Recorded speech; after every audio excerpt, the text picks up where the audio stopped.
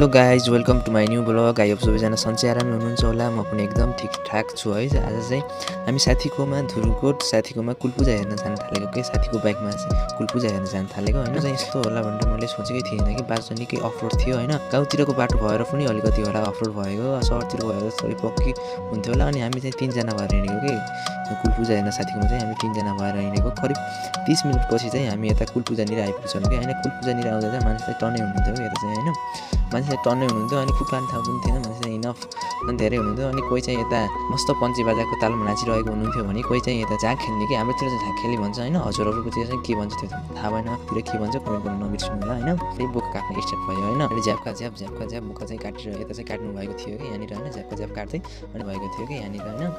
आफ्नो बोका उठाउँदै घरतिर लिएर जानुभयो। हामी पनि आफ्नो साथीको बोकालाई उठाएर अनि बाइकमा हालेर हामी चाहिँ घरतिर लाग्यौँ कि आजको लागि यति। Thank you for watching, by.